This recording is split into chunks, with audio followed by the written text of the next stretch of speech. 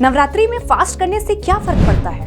नवरात्रि में डांस क्यों करते हैं? हम जो भी करते हैं वो ऐसे ही करते हैं या इसके पीछे कोई रीजन है? तो चलिए नवरात्रि की ब्यूटी को ढूंढते हैं, लेकिन एक अलग ढंग से। इस प्रोग्राम में हम नवरात्रि के पीछे के लॉजिक को ढूंढने वाले हैं और एक काफी बेसिक सवाल पूछने वाले हैं, why do we do what we do? हम जो करते हैं उसे क्यों करते हैं? ये समझने की कोशिश करेंगे कि जो हमारी ट्रेडिशन है सिर्फ ट्रेडिशन है या उनका इस मॉडर्न दुनिया में कोई इंपॉर्टेंस भी है।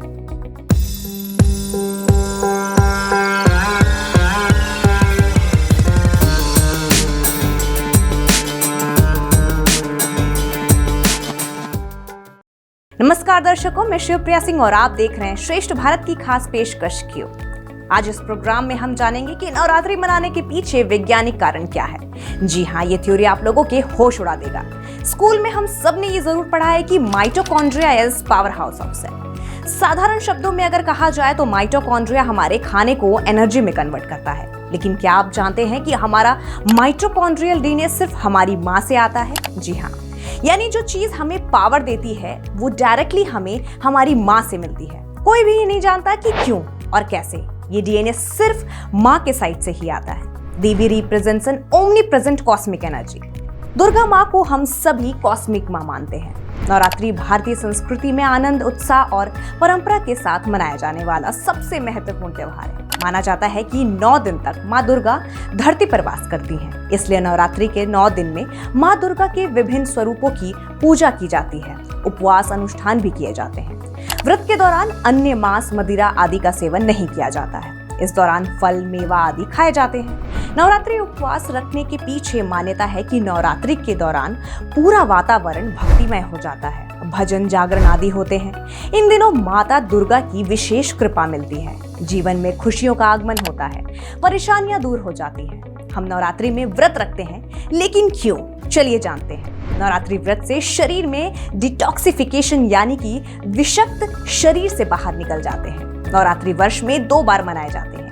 एक बार गर्मियों की शुरुआत में और दूसरी बार सर्दियों की शुरुआत में। दोनों ही नवरात्रि मौसम परिवर्तन के दौर में होते हैं। इस समय आयुर्वेद के नजरिए से मांस, अनाज, शराब, प्याज, लहसुन जैसे खाद्य पदार्थ को खाने से बचना चाहिए। इसके अलावा नकारात्मक ऊर्जा से भी बचना जरूरी होता है।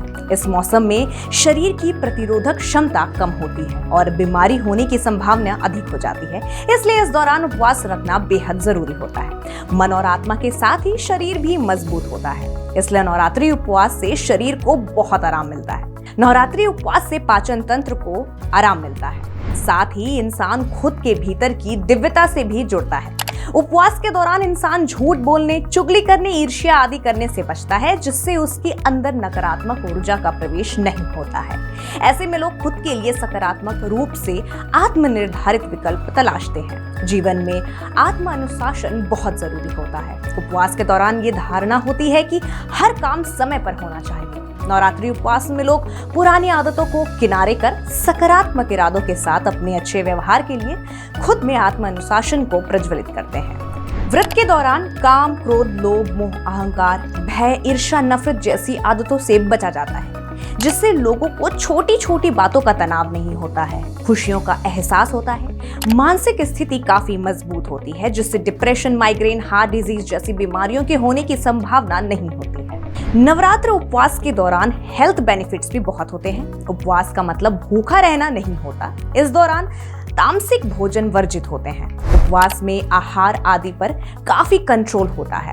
इससे इस दौरान बढ़ा वजन कम होने के चांसेस अधिक होते हैं। इस दौरान शरीर में कैलोरी की मात्रा ज्यादा नहीं पहुंचती है। इसके अलावा पाचन तंत्र मजबूत होता है। अपच आदि की शिकायत दूर हो जाती है। इन 9 दिनों में व्रत में शरीर फिट हो जाता है। सनातन परंपरा में ही स्त्री शक्ति को सर्वाधिक महत्व हासिल है। स्त्री शक्ति की पूजा धरती पर पूजा का सबसे प्राचीन रूप है। स्त्री सृजन का पर्याय है। सिर्फ भारत में ही नहीं अपितु यूरोप, अरेबिया और अफ्रीका के बड़े हिस्सों में भी कभी स्त्री शक्ति की पूजा होती थी। वहां देवियां होती थी।